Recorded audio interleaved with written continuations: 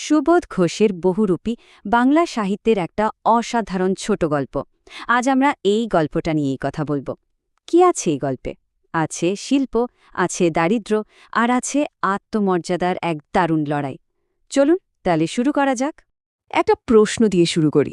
ধরুন পেটে প্রচণ্ড খিদে, খুব টাকার দরকার। ঠিক সেই সময় কেউ যদি বড় অঙ্কের টাকা হাতে তুলে দেয়, কি করা উচিত? সেই টাকা ফিরিয়ে দেওয়া কি আদৌ সম্ভব?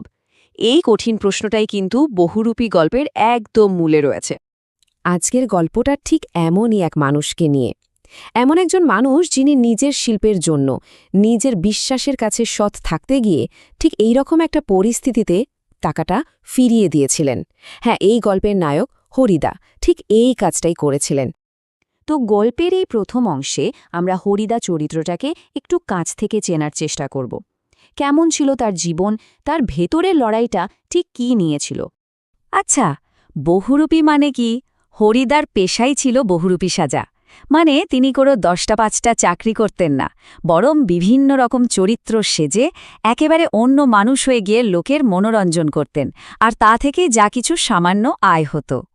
হরিদার জীবনের আসল লড়াইটা এই স্লাইডটা দেখলে খুব পরিষ্কার বোঝা যায়। দেখুন, একদিকে যেমন রয়েছে চরম দারিদ্র্য, এমনও দিন গেছে যে ভাতের বদলে শুধু জল ফুটিয়ে খেতে হয়েছে, কিন্তু অন্যদিকে আছে এক অদ্ভুত স্বাধীনতা।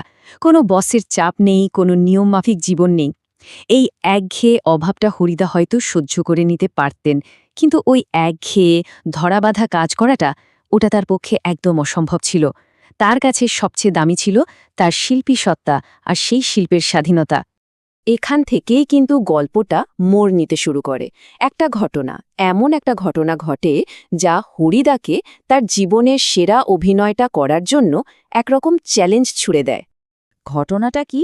হরিদার বন্ধুরা এক বিকেলে আড্ডা দিতে দিতে একটা খবর নিয়ে আসে। খবরটা হলো, শহরের সবচেয়ে বড় লোক জগদীশবাবু, তার বাড়িতে নাকি হিমালয় থেকে এক সুপ্পর সন্ন্যাসী এসেছেন। আর সেই সন্ন্যাসীকে নিয়ে তো চারপাশে একেবারে হইচই পড়ে গেছে। কেউ বলছে তার বয়স 1000 বছরের বেশি, কেউ বলছে তিনি বছরে নাকি মাত্র একটা হরিতুকি খেয়ে বেঁচে থাকেন। আর এখানেই গল্পের একটা খুব ইন্টারেস্টিং পয়েন্ট আছে।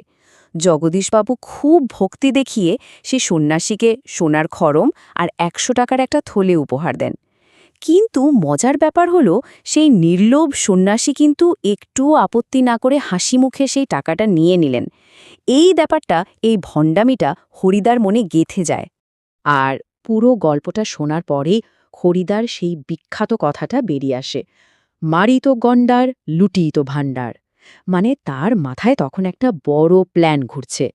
তিনি ঠিক করে ফেললেন, এবার যদি বহুরূপী সাজতেই হয় তাহলে এমন একটা কিছু করতে হবে যা সবাই মনে রাখে। আর তার টার্গেট কে হলেন? স্বয়ং জগদীশবাবু। এইবার আমরা গল্পের একেবারে ক্লাইম্যাক্সে পৌঁছে গেছি, মানে সবচেয়ে নাটকীয় অংশে। হরিদা এবার তার মাস্টার প্ল্যানটা কাজে লাগাতে চলেছেন। সেদিন সন্ধেবেলা জগদীশবাবুর বাড়িতে এক অদ্ভুত দৃশ্য। ধবধবে সাদা পোশাক, মাথায় সাদা চুল, হাতে একটা গীতা, এক বিরাগী এসে দাঁড়িয়েছেন। তাকে দেখে মনে হচ্ছিল যেন কোনো অপার্থিব জগৎ থেকে নেমে এসেছেন। একেবারে শান্ত, সৌম্য একটা চেহারা।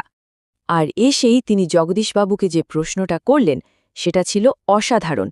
তিনি সোজাসুজি বললেন, আপনি কি ভগবানের চেয়েও বড়?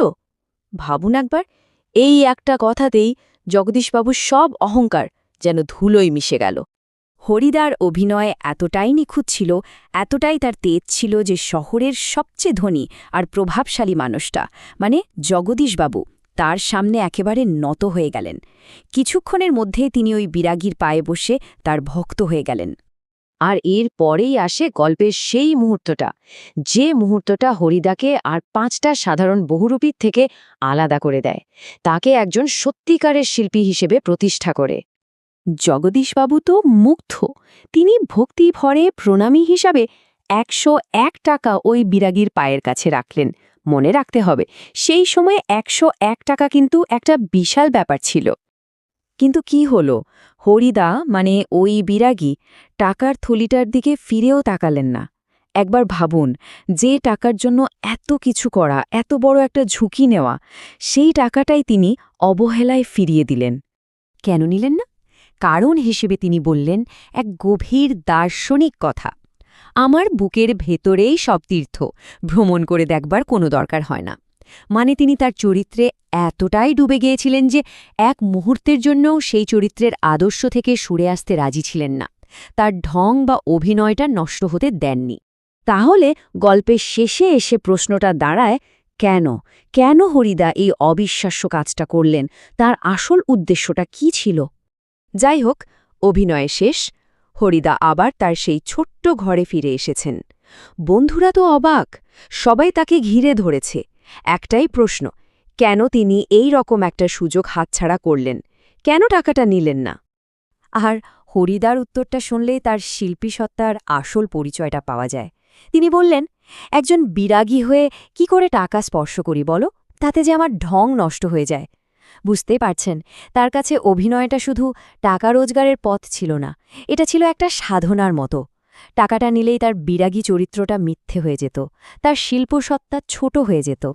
আসলে মূল কথাটা হলো এটাই, একজন সত্যিকারের শিল্পী কখনো তার শিল্পের সাথে বিশ্বাসঘাতকতা করতে পারে না। হরিদার কাছে তার ওই এক রাতের নিখুঁত অভিনয়ের সম্মান তার শিল্পের সম্মান, ওই ১০১ টাকা বা তার নিজের পেটের খিদের চেয়েও অনেক বেশি দামি ছিল। গল্পটা এখানেই শেষ হয়, কিন্তু আমাদের জন্য একটা বড় প্রশ্ন রেখে যায়। শিল্পের সম্মান আর পেটের খিদে, এ দুয়ের লড়াইয়ে কোনটা বেশি জরুরি?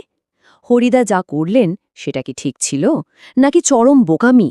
এই প্রশ্নগুলোই আমাদের ভাবতে বাধ্য করে।